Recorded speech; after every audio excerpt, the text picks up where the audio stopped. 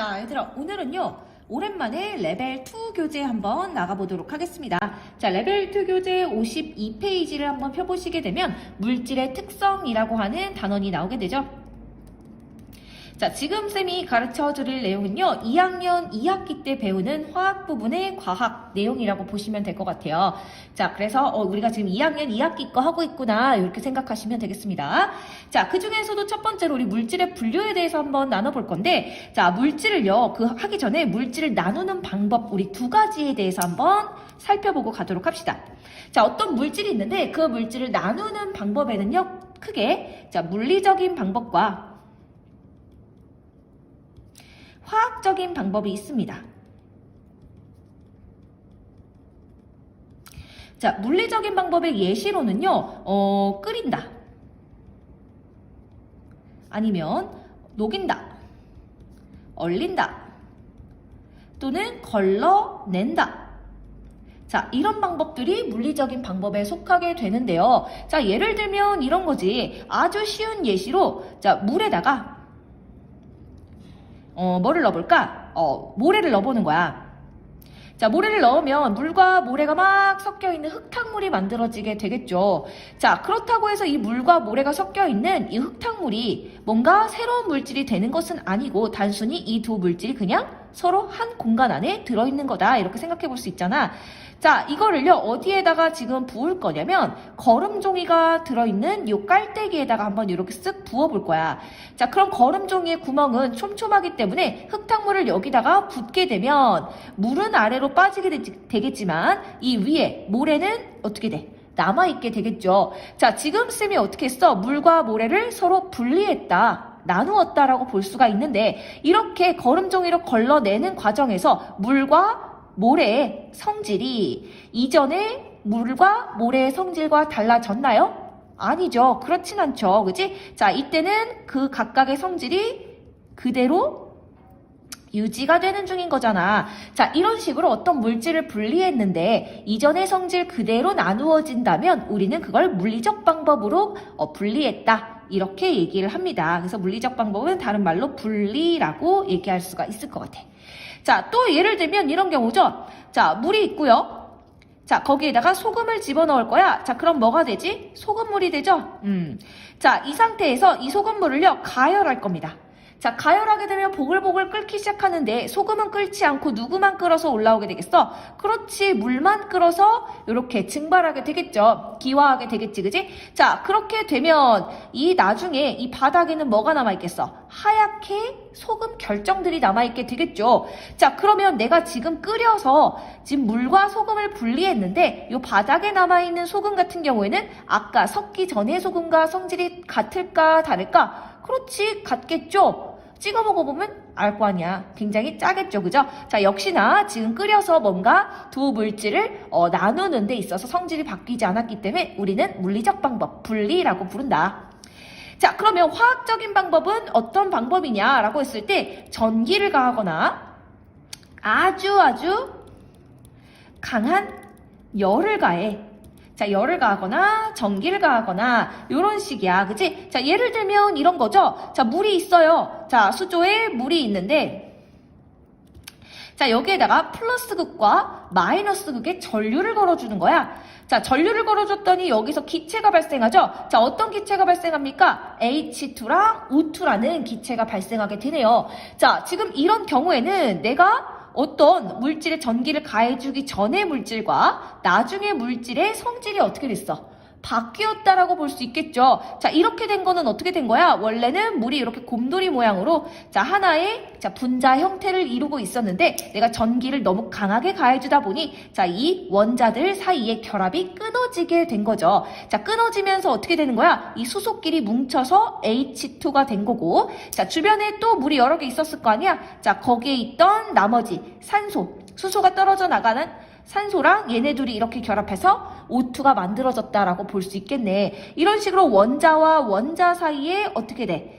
결합이 끊어지고 새로 생기게 되는 거지, 그지? 자, 새로 생기게 되면서 어떻게 됐다라고 얘기할 수 있어? 원자들의 재배열이 일어났다라고 얘기할 수 있는 거야. 그럼으로써 새로운 성질을 띠는 물질이 만들어지게 된 거지. 성질이 변화가 되었다. 이렇게, 그지?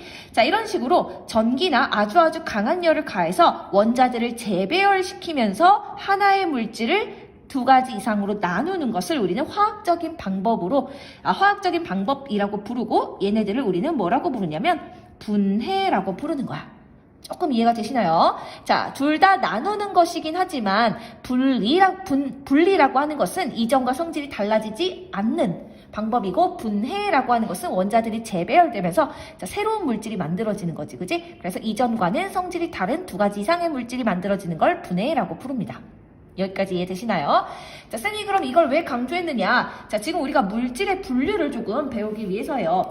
자, 물질의 종류는 너무 많잖아, 그지? 자, 이거를 우리는 크게 일단 두 가지로, 자, 이렇게 갈라봤을 때, 하나는 혼합물, 하나는 순물질로 나눌 수가 있을 것 같아요. 자, 혼합물이라고 하는 것은 말 그대로 여러 가지 물질이 짬뽕되어 있는 거야, 그지? 아까 쌤이 얘기했던 것처럼 소금과 물이 이렇게 하나의 용기 안에 섞여 있는 형태다. 이런 것들은 혼합물이다 라고 부를 수 있겠죠.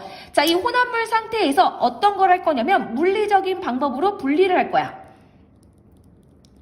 자, 물리적 방법으로 분리를 하게 되면 어떻게 됐었어? 아까 물과 소금으로 각각 나누어졌었지? 자, 그런데 그때 아무리 더 가열을 한다라고 해서 그 물과 소금이 또 다른 어떤 물질로 나누어지지는 않겠죠. 왜? 애초에 내가 섞었던 것이 물과 소금이었기 때문에. 자, 따라서 물리적 방법으로 생성된 이런 결과물들을 우리는 뭐라고 부른다?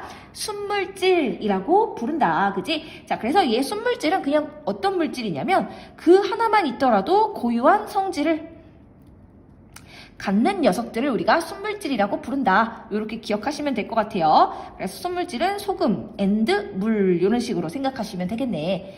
자, 그러면 혼합물과 순물질일지 알겠어. 그러면 얘네 둘이 끝이냐? 우리가 분류 방법 이게 끝일까요? 더 있습니다. 그죠?